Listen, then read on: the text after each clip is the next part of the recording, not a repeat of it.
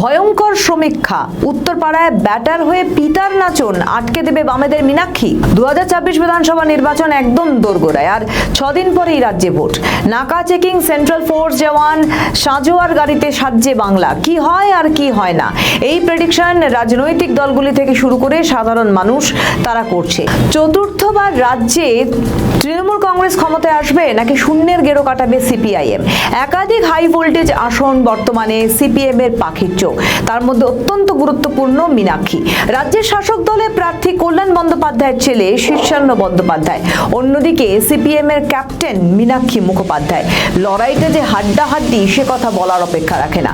ছেলের হয়ে বাবা ভোটের ময়দানে নেমে দিকে দিকে প্রচার করছেন, সাধারণ মানুষের সঙ্গে জনসংযোগ সারছেন, পাশাপাশি রাজ্য সরকারের একাধিক প্রকল্পের কথা সাধারণ মানুষের সামনে তুলে ধরছেন।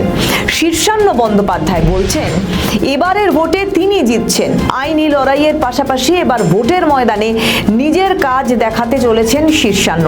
নির্বাচনী কৌশল প্রসঙ্গে শীর্ষান্ন বলেন তিনি স্টান্টবাজির রাজনীতিতে বিশ্বাসী নন, বরং সারা বছর মানুষের পাশে থাকাকেই প্রাধান্য দেন। বাড়ি বাড়ি গিয়ে ভোটারদের সঙ্গে সরাসরি যোগাযোগই তার প্রধান লক্ষ্য। রাজনৈতিক ময়দানে ছেলে এবং বাবার একাধিক কর্মসূচি কতটা জয়লাভ এনে দেয় সেদিকে নজর গোটা রাজনৈতিক মহলের। তৃণমূলের নড়বড়ে জমি, দলের মজবুত সংগঠন ও নিচুতলায় মানুষের সঙ্গে ভোট ঘোষণার কয়েক মাস আগে থেকে যোগাযোগ বাড়িয়েছে মীনাক্ষী। উত্তরপাড়ার অলিতে গলিতে কান পাতলে শোনা যায় উত্তরপাড়ার মানুষের সমস্যার সমাধান করতে পারবে মীনাক্ষী। প্রায় 51% মানুষ মনে করে উত্তরপাড়ায় মীনাক্ষী জিতে উত্তরপাড়ার হাল শক্ত করে ধরবে। 2021 সালের বিধানসভা ফলাফল ও 2024 সালের লোকসভা নির্বাচনে তাদের পারফরমেন্স ছিল যথেষ্টই ভালো। তারা যদি আবার মাথা তুলে দাঁড়ায় তবে সব হিসেবে কিন্তু বদলে যেতে পারে। প্রসঙ্গত, ভোটের এই খেলায় প্রথম প্রার্থী নন মীনাক্ষী।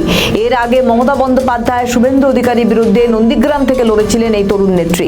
এবার লড়াইয়ে নেমে মীনাক্ষী বলেছেন এটা আমাদের লড়াই, নির্বাচন আমাদের কাছে একটা বড় রাজনৈতিক লড়াই। এই গোটা পার্টি সারা বছর মানুষের রুটি রুজির স্বার্থে এই লড়াইটা প্রতিদিন লড়ছে মাটিতে থেকে। উত্তরপাড়াতে আমাদের পার্টি লাল ঝান্ডা প্রত্যেকটা দিন একদম মাটি কামড়ে পড়ে আছে। আমরা গোটা পশ্চিমবঙ্গের 294টি সিটেই লড়ছি।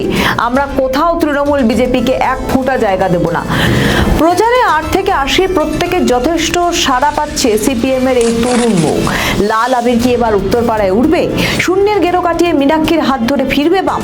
মীনাক্ষী মুখোপাধ্যায় কেবল একজন প্রার্থী নন, তিনি বর্তমানে বামেদের সব থেকে জনপ্রিয় ফেস। আমাদের ভিডিও ভালো লাগলে লাইক ও শেয়ার করুন, কমেন্ট সেকশনে আপনাদের মতামত জানান। আরও ভিডিও পেতে আমাদের চ্যানেলটিকে সাবস্ক্রাইব করুন এবং প্রতি মুহূর্তে খবরের আপডেট পেতে প্রেস করুন বেল আইকন।